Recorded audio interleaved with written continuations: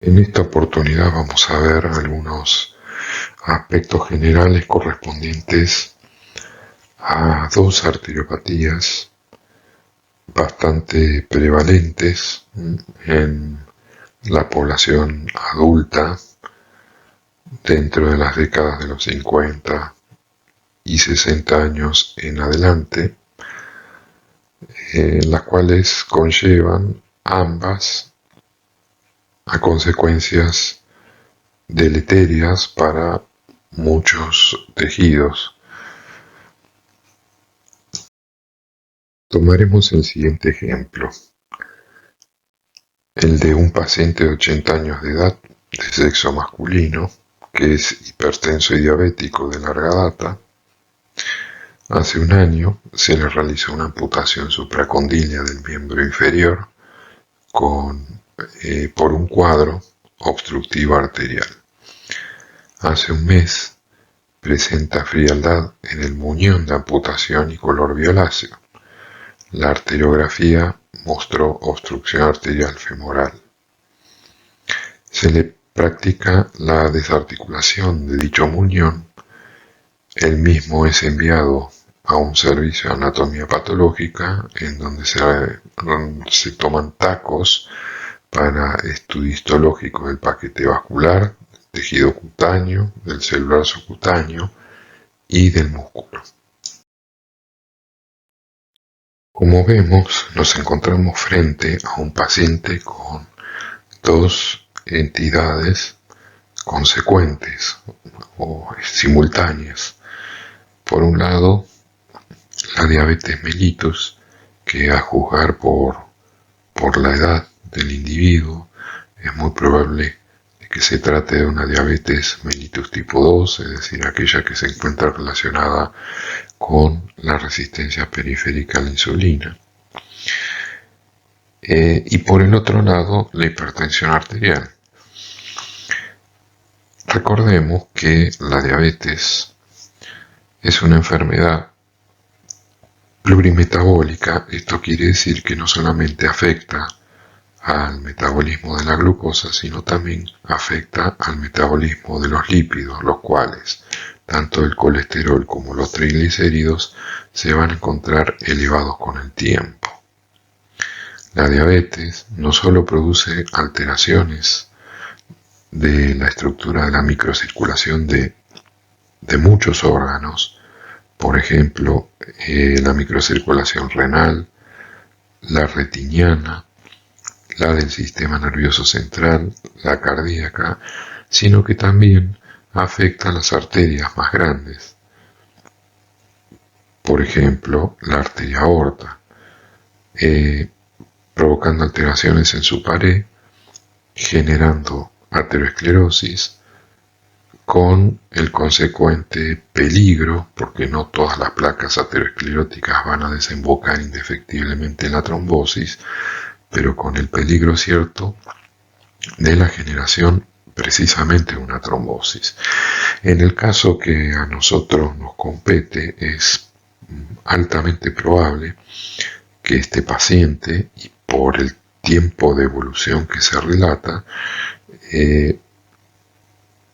ha sufrido trombosis arterial de una arteria principal de uno de sus miembros inferiores, que es la arteria femoral.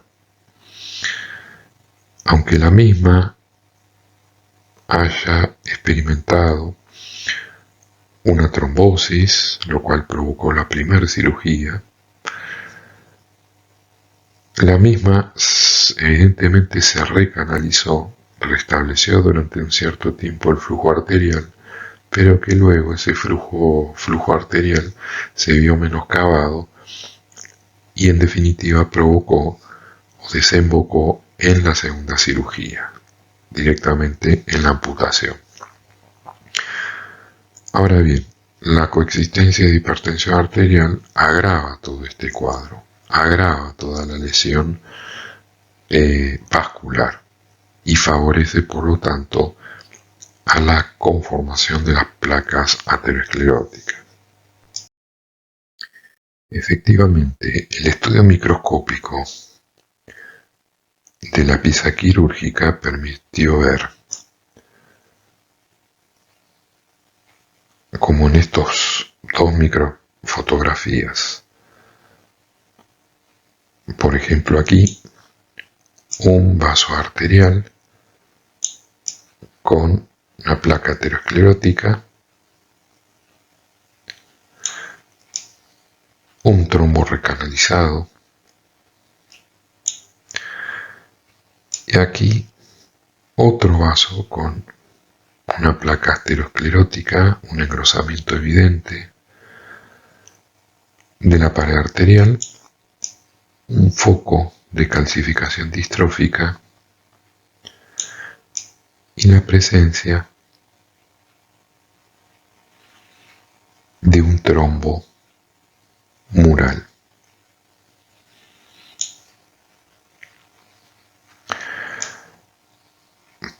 Por otro lado, a nivel cutáneo, lo que hemos podido observar es, más allá de los fenómenos autolíticos que son producto de una fijación tisular deficiente, la presencia de un desprendimiento epidérmico a nivel de la unión dermoepidérmica en distintas zonas de la piel, que no es ni más ni menos que el reflejo del deterioro isquémico, de la necrosis isquémica de estos tejidos, así como también la presencia de infiltrados inflamatorios crónicos, constituidos principalmente por linfocitos, por plasmocitos, por macrófagos, en los tejidos blandos, tejido celular subcutáneo y también a nivel del músculo estriado incluido en la muestra. Por su parte, la hipertensión arterial lo que hace lo siguiente, acelera la aterogénesis por el daño endotelial que provoca, potencia, que es un peligro siempre presente, la disección vascular con la potencial formación de aneurismas. En los pequeños vasos, ¿qué se puede observar? La presencia de hialinosis arteriolar, que es característico pero no exclusivo de la diabetes mellitus, y se trata del engrosamiento hialino de las paredes vasculares de las arteriolas con el consecuente estrechamiento de sus luces. Esto lo podemos evidenciar fuertemente en las arteriolas renales, en las arteriolas retinianas, y como consecuencia de la hipertensión arterial, eventualmente podemos encontrar lo que se denomina arteriosclerosis hiperplásica en los casos de hipertensión maligna. ¿A qué llamamos hipertensión maligna? Y a los registros arteriales que rondan en los 200-220 milímetros de mercurio de presión sistólica y 120-150 de presión diastólica. En estas condiciones se produce un engrosamiento concéntrico de la pared de las arteriolas en catáfila de cebolla.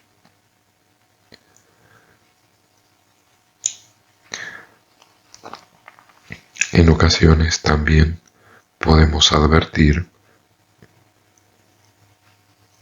arteriolitis necrotizante, esto es necrosis fibrinoide, y generalmente acompañada por escasos infiltrados inflamatorios, predominantemente de mononucleares. Estas dos microfotografías son ejemplos de lo comentado previamente. En esta imagen, que se trata de una arteriola renal, lo que observamos es una lesión en catáfila de cebolla, consistente en la fibrosis intimal y la hiperplasia de la capa muscular de este vaso, consecuencias de la hipertensión maligna. Hipertensión maligna la podemos encontrar y lo podemos citar como ejemplo, por ejemplo, en una colagenopatía como es la esclerodermia. En estos casos es frecuente observar este tipo de lesiones. Pero también en la hipertensión maligna y de rápida evolución podemos observar en los vasos lesiones de este tipo, necrotizantes. Esta zona de aquí, indicada incluso con flechas, corresponde a necrosis fibrinoide, la cual se encuentra acompañada en el resto de la pared arterial y en sus zonas periféricas por infiltrados inflamatorios, como vemos, mononucleares, poco abundantes. Y estas lesiones las encontramos, como decíamos, durante la hipertensión maligna como consecuencia del incremento significativo de la presión en el interior de la luz vascular y la consecuente distensión de ese vaso, provocando un menoscabo de la resistencia de la pared vascular con la consecuente necrosis. Esto es, como vemos aquí, en la zona de la íntima especialmente, con disolución de los elementos que forman parte de este sector de la pared vascular, la misma ocupada también por depósitos de fibrina y también de estos infiltrados inflamatorios por el mismo hecho de la necrosis y de la liberación de los componentes intracelulares de los elementos que normalmente formaban el vaso en este sector.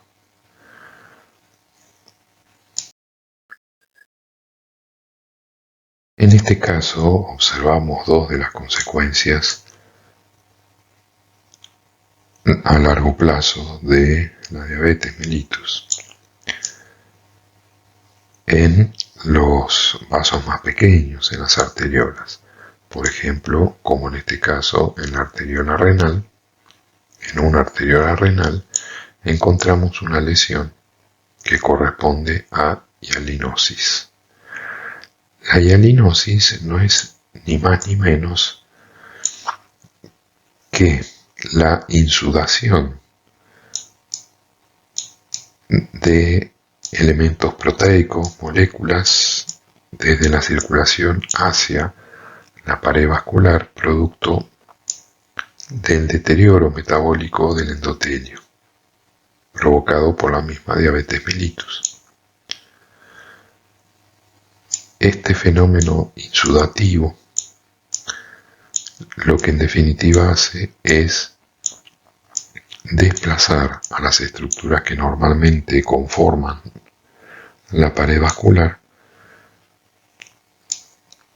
las deteriora funcionalmente, las atrofia y las reemplaza. En este otro caso, observamos un engrosamiento más marcado, con una hialinosis severa. Consideren que este vaso se encuentra representado por toda esta estructura, acompañada por una reducción significativa de su luz, con lo cual el deterioro de la circulación, de la microcirculación en el órgano que fuere, por ejemplo, reitero, en el riñón, en la retina, el corazón, el sistema nervioso central, es notorio.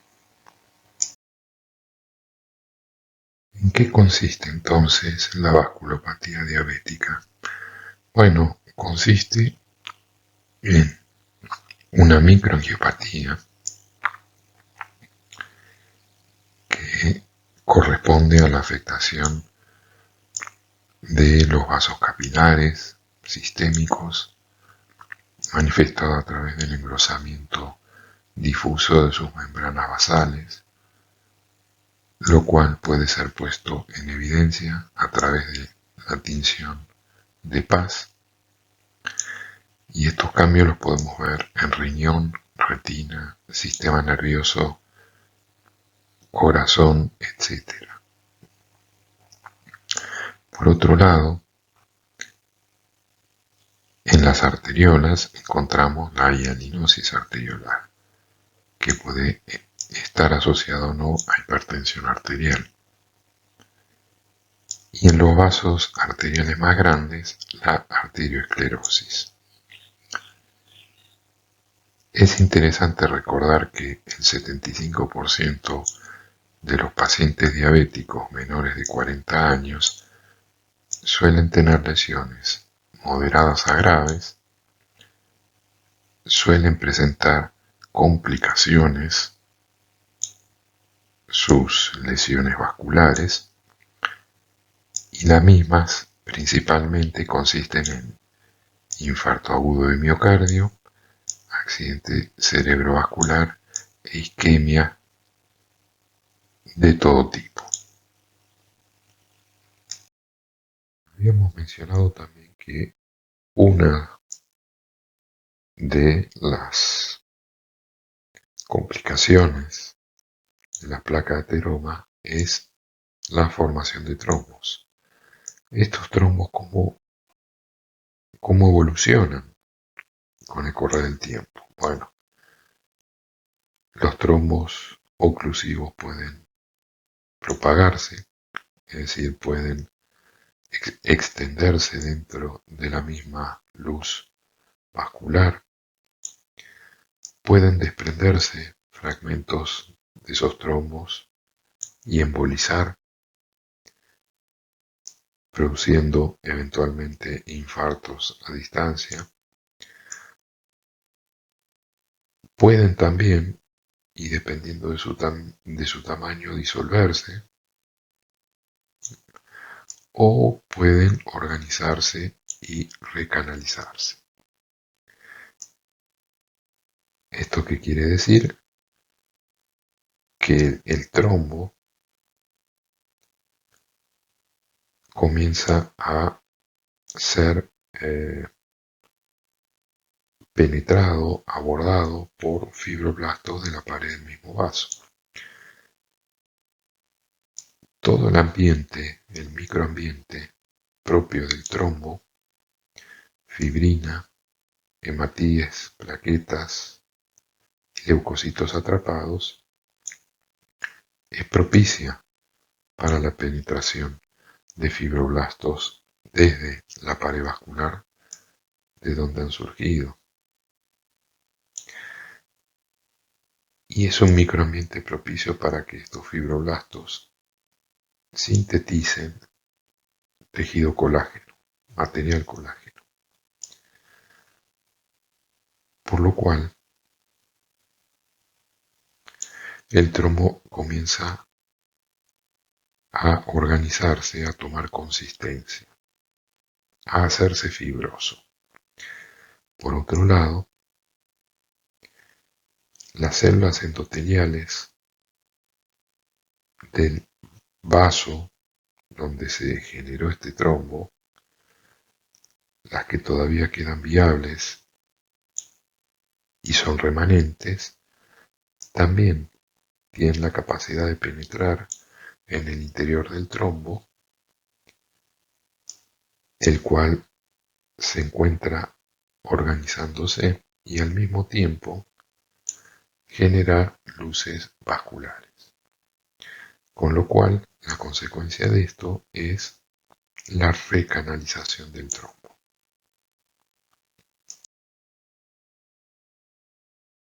En esta imagen esquemática vemos todos los elementos que forman parte de la formación de una placa aterosclerótica. Por ejemplo, como aquellas que podemos llegar a ver en la pared de la aorta. Y algunos de los factores que influyen en su formación. Por un lado, y como es lo que tenía el paciente en nuestro ejemplo, la diabetes mellitus produce una alteración funcional del endotelio de todos los vasos sistémicos, especialmente de los arteriales. Como consecuencia de esto, la permeabilidad del endotelio vascular se va a encontrar alterada y esto en definitiva va a permitir el ingreso de lípidos fundamentalmente en forma de LDL hacia el interior, atravesando el endotelio y acumulándose en la íntima del vaso. Por otro lado, si a su vez el individuo cuenta con hipertensión arterial, se van sucediendo una serie de fenómenos físicos que corresponden a la constitución de flujo turbulento, al denominado shear stress, que en definitiva conlleva a un estrés precisamente de las células endoteliales con un deterioro no solo funcional sino físico de las mismas células. La célula endotelial puede inclusive desprenderse en estas condiciones, lo cual con el tiempo favorece la generación de trombos, además del deterioro funcional del mismo endotelio,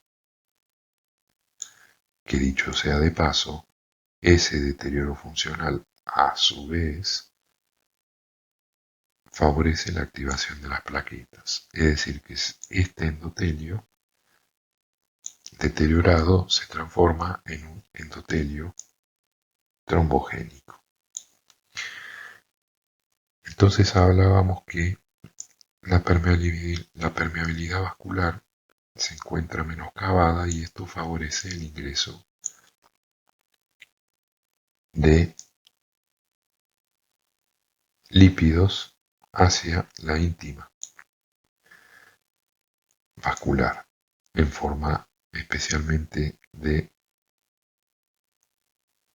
LDL, las cuales en el interior de la íntima se van a oxidar y acumular.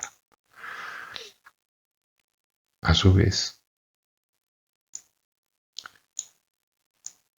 el deterioro endotelial va a favorecer el arribo de linfocitos, el arribo de monocitos, los cuales ya los podemos denominar macrófagos en el interior de la íntima vascular, junto con los macrófagos residentes, que van a ser los encargados de atesorar a las acumulaciones de lípidos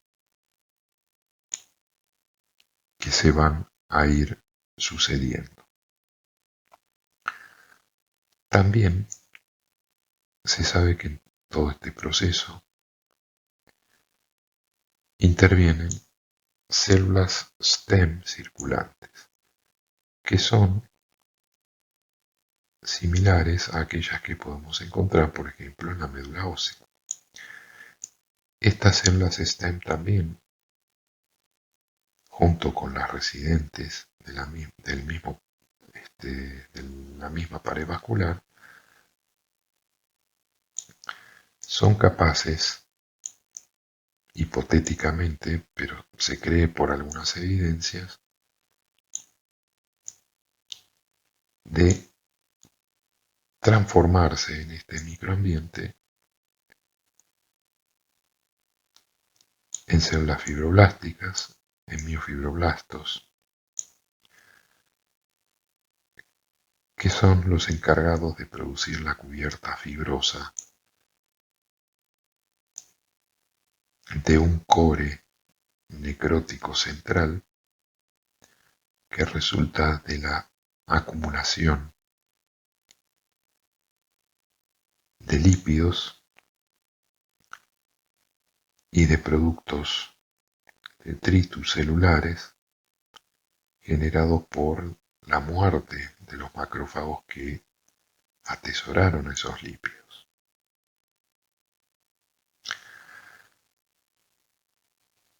Entonces, la placa de ateroma se va incrementando, pasa de ser una acumulación de macrófagos que fagocitan lípidos, transformándose en macrófagos espumosos, para transformarse en un core necrótico cubierto por una capa fibrosa, lo cual genera un engrosamiento de la íntima. También las células stem no solamente son capaces de transformarse en fibroblastos y a su vez estos en miofibroblastos, sino que también tienen la capacidad de transformarse en células endoteliales y en vascularizar toda esta zona, lo cual explica la generación de las hemorragias en los accidentes de placa.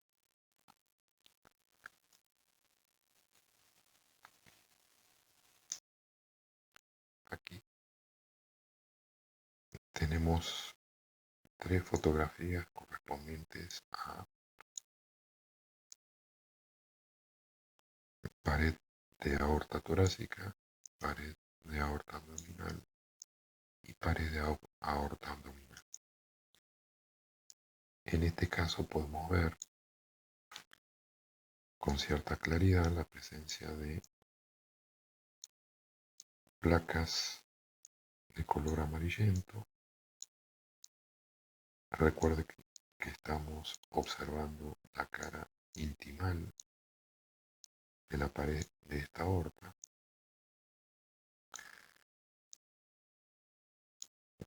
que no son ni más ni menos que placas de ateroma en la íntima del vaso. Evolutivamente, estas placas no solamente se hacen más grandes y tortuosas, sino que se erosionan superficialmente,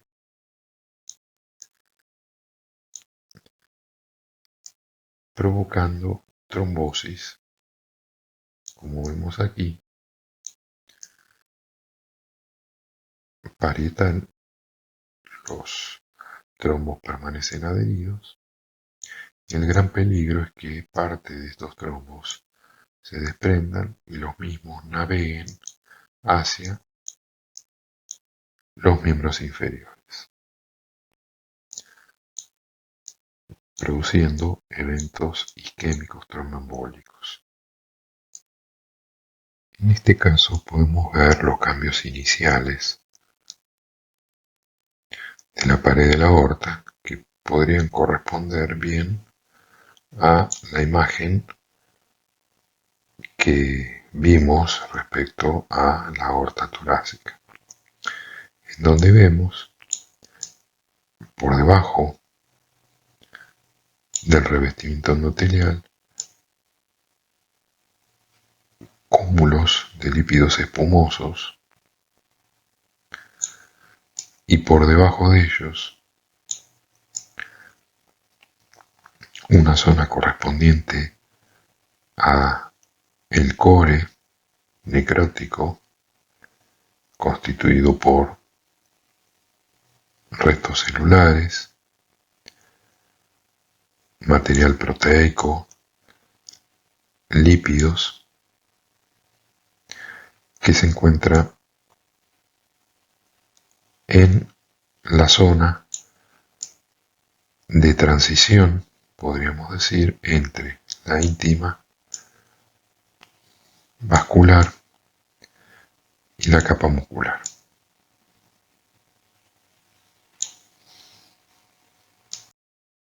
En este caso hablamos de una placa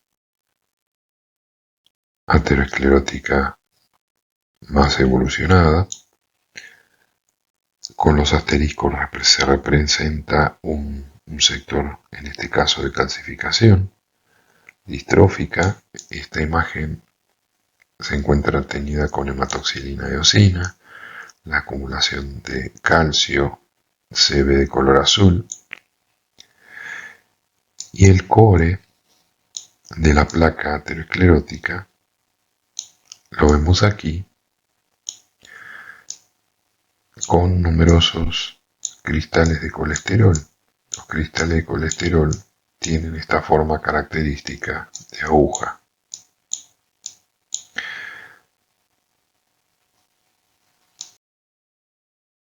La trombosis vascular es el evento más temido luego de haberse formado las placas ateroscleróticas. Estas dos imágenes corresponden a la arteria coronaria descendente anterior, teñida con tricrómico de Masson. Miren, aquí una pared engrosada, ruptura de la placa con un trombo junto con material colesterínico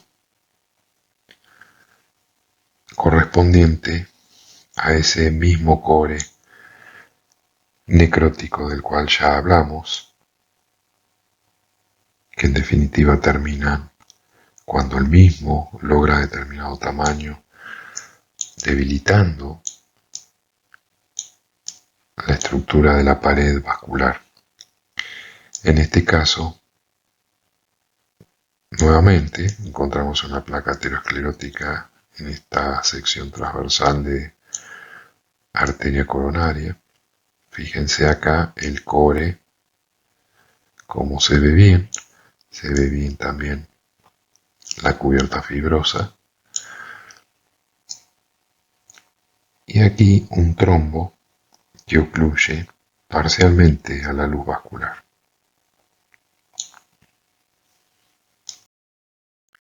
Otra imagen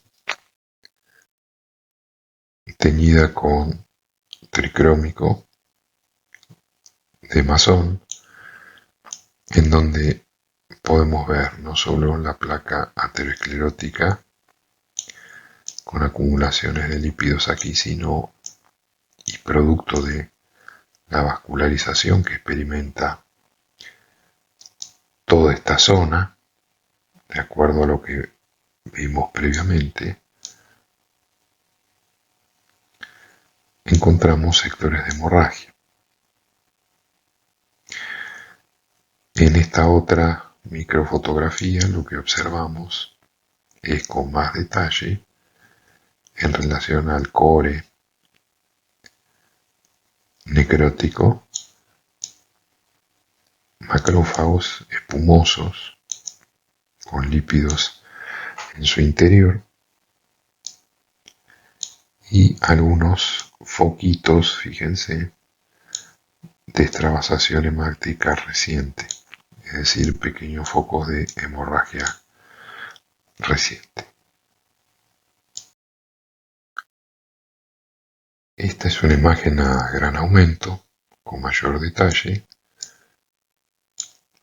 Los depósitos de cristales de colesterol, algunos macrófagos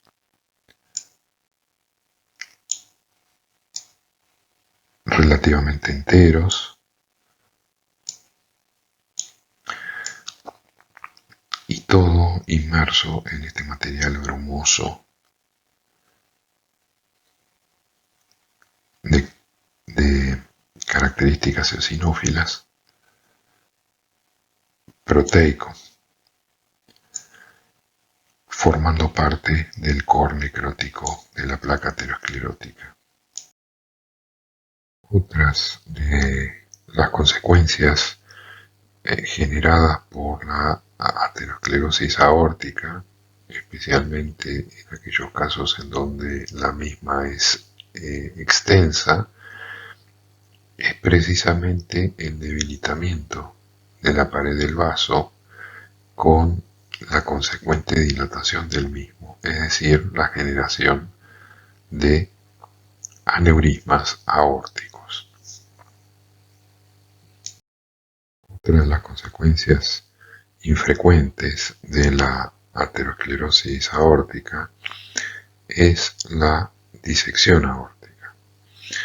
Esto quiere decir la penetración del flujo sanguíneo dentro de la pared de la misma aorta, disecándola. En este esquema nosotros observamos estos dibujos que corresponden a la clásica descripción realizada por DeBakey, el cual definía tres tipos de disecciones de acuerdo a su ubicación y su extensión: tipo 1, 2, 3A y 3B.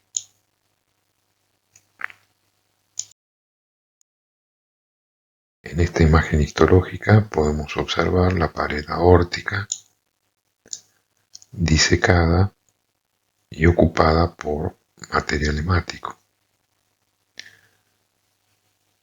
lo cual vemos con claridad. En este caso, esta imagen ilustra la capa muscular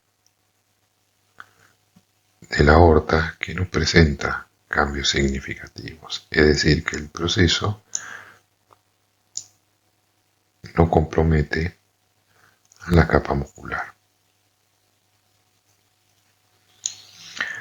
El gran peligro de la disección aórtica es su ruptura.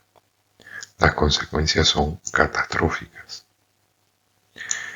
En el caso de los aneurismas aórticos, la generación de flujo turbulento favorece a su vez a la trombosis y por lo tanto al embolismo. Esperamos que esta presentación les haya sido de utilidad, les sirva como guía para luego abordar los libros de texto y profundizar sobre el tema. Y los invitamos a que sigan participando en la visualización de estas presentaciones. Y yo me despido. Hasta la próxima. Muchas gracias.